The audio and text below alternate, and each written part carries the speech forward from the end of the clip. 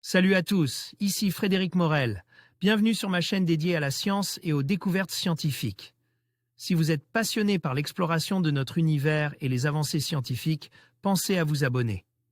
Aujourd'hui, on plonge dans un sujet fascinant qui repousse les limites de notre compréhension. Allons-y. Bonjour à tous. Dans cette vidéo, je vais vous plonger dans le fascinant monde des noyaux actifs de galaxies. Vous vous êtes déjà demandé ce qui se cache au cœur de ces immenses structures cosmiques? Je vais vous expliquer ce qu'est un noyau actif, comment il se forme et pourquoi il est si important pour notre compréhension de l'univers. Préparez-vous à explorer des concepts captivants et à découvrir des phénomènes extraordinaires qui se déroulent à des millions d'années-lumière de nous. C'est parti!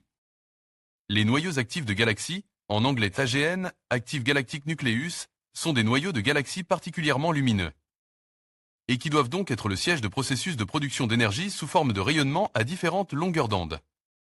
Particulièrement important. La galaxie NGC 1365 vue dans le visible avec le VLT et en rayon X avec Chandra révélé un AGN, cliquez pour agrandir, crédit, ESOC VLT et NASA CXC.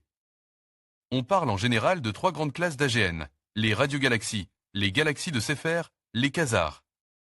Il s'agirait en fait d'un seul et même objet, à savoir un trou noir central supermassif de plusieurs millions à plusieurs milliards de masse solaire, accrotant de la matière et observe selon différents angles sur Terre. Les radiogalaxies. Ce sont des galaxies d'apparence ordinaire, plutôt des galaxies elliptiques géantes ou des galaxies lenticulaires. Galaxies lenticulaires, mais qui émettent puissamment dans le domaine radio. Le rayonnement émis peut être des centaines de fois plus puissant que celui des galaxies dites normales, mais l'on connaît par exemple le cas de la source baptisée Sinus A, qui est 1 million de fois plus brillante que notre galaxie.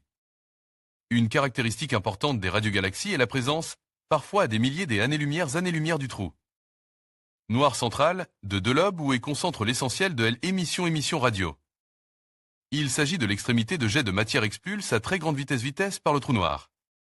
Les galaxies de Seyfert. Il s'agit plutôt ici de galaxies spirales observées la première fois en 1943 Carl Seyfert.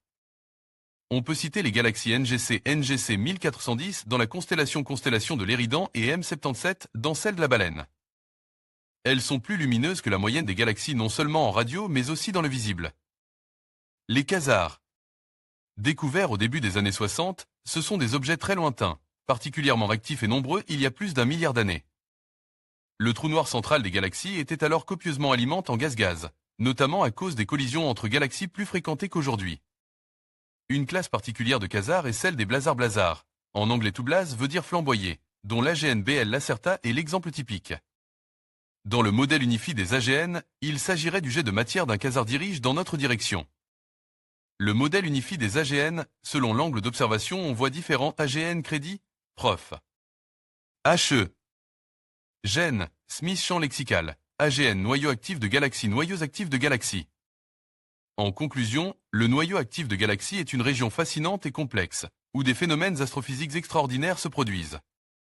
Que ce soit à travers les quasars, les blazars ou les noyaux actifs de galaxies Seyfert, ces structures nous offrent un aperçu précieux sur l'évolution des galaxies et l'univers dans son ensemble. En continuant à explorer ces noyaux, nous pourrons mieux comprendre les forces qui façonnent notre cosmos. Merci de nous avoir rejoints dans cette exploration des mystères du noyau actif de galaxies.